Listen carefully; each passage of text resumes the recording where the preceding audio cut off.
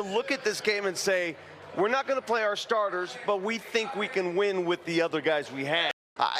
Look, you're Friday night in the Mile High, late night at Ball Arena, and you are watching Nuggets postgame live, brought to you by your Toyota Front Range stores. Vic Lombardi, Chris Dempsey, the 11-game win streak, third longest in franchise history.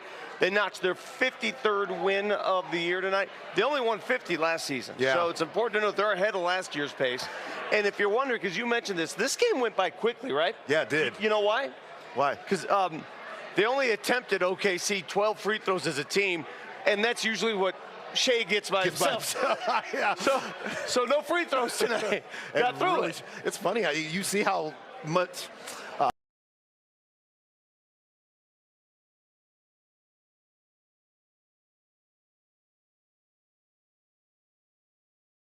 makes a difference. Yeah. All right, so a little surprising before the game when word came down that the Nuggets, just like OKC, were going to sit their regulars. The entire starting five for Denver did not play.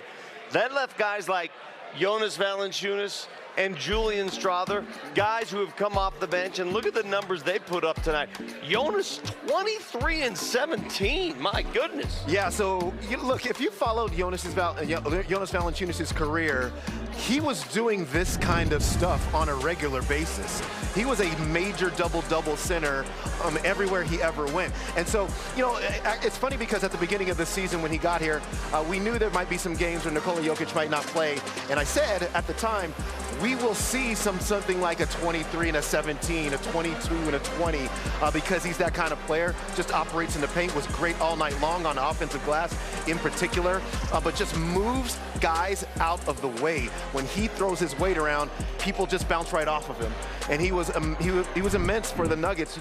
You knew you needed points in the paint. You needed to be strong there, and he was. And so Jonas Valanciunas, what he was able to do, especially early in the game, to start to set a tone for the Nuggets was huge. And Julian Strawther, for some reason, he loves playing against OKC. Remember, it was Game 6 last year in the playoffs. He had 15 points. Big game for him. Big reason why the Nuggets extended it to 7. Tonight, Julian responds with 4 threes, 22 more. Yeah, and they ran so much stuff for him today.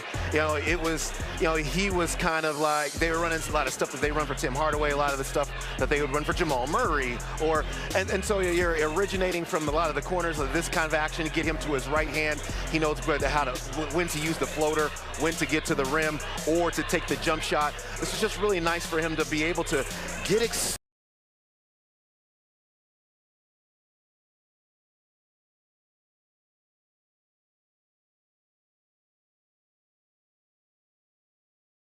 Explain why, all right? It's one thing what he did to Nikola Jokic for the last couple games, but tonight there was this. Yeah. And, you know, it was not a flagrant according to the officials, but rearranged there. Yeah, that's just...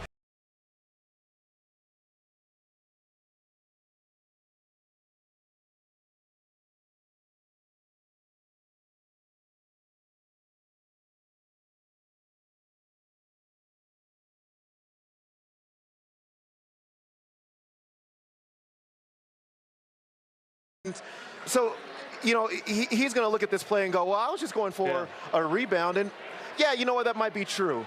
But you also know exactly where your elbows are going. I mean, you're not oblivious. It's not like his arms are numb. Exactly right. And so players like that are very irritating, just to be honest with you. Well, honestly, it's too bad. I thought that was a flagrant foul. For David Roddy, when they were rearranging his nose, it was almost like he was receiving smelling salts because he woke up after that.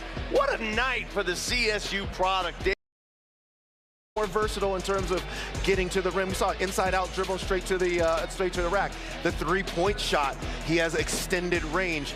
That's there as well. But look at this move right here. That one. I mean, Euro. Yes, exactly. Got the bench up and everything. It has been a pleasure to be able to see David Roddy's game really expand. He's a really, really good basketball player. My hope for him is that he latches on somewhere on a standard contract, that they play him, because I think he can be a real asset to any team that he's on. Chris, look at the standing room crowd we have here at Ball Arena tonight. Yes. And they are waiting.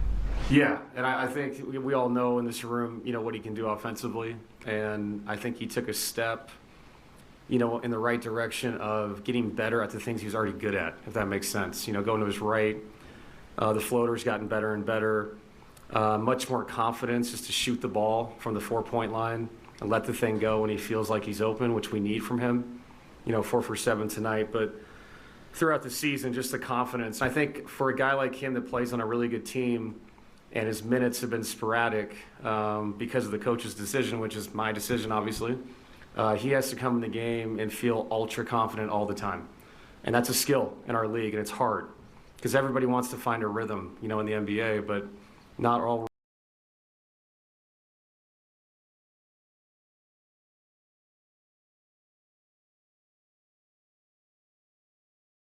When we're fully healthy, there'll be guys that have to sacrifice. He'll be one of them. We know what he can bring to the table.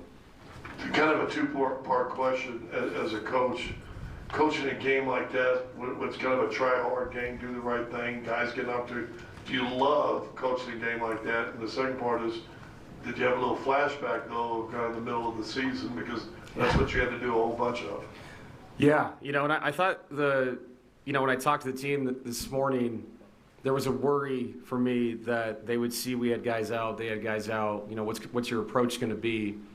And I did walk into the room thinking I was going to have to give some kind of inspirational, like, we're here to win the game talk. But I could tell these guys were ready to play. They saw opportunity out there. And you're right, it's fun to coach a game like that because you get to see guys that you really respect that work hard every day that don't get the opportunity to play in front of the fans. And the fans don't see the work they put in, and we do. So being able to see that tonight, come to fruition, what Roddy did, it was so fun to watch him play. I thought Curtis was great, competed. KJ, I throw him in the game in a really tough spot. It's a 2-minute, 3-minute run the first half, makes an impact. So yeah, it was good to see those guys. And then, for guys that have been in the rotation, seeing Jonas get a lot of minutes was good for him to find some rhythm around the basket, going 9 for 14. So a lot of positives. I was just really proud of the group and their approach to the game.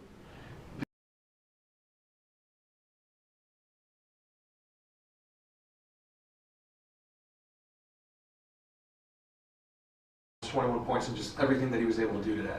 Yeah, David's got an intensity about him. I've only known him for a little, short period of time now. But he's a pro, man. He really works at his game, takes everything seriously. Small thing that people don't realize and don't see, picking up an offense and a defense in a short period of time in the NBA is really hard. And he did it. And that takes film work and want to. You have a contract. You're probably not going to play. It's very easy just to skirt the line a little bit and just say, if I get some, time at the end of the game, it's whatever. It's not the way he's approached it, and that's why he had success tonight. I really believe that, the professionalism. And I haven't told him this, but I remember when he was at CSU, that late night Saturday game was fun to watch, when he used to just blast people near the rim and just go through them over and over. So great college player, and fun to have him here.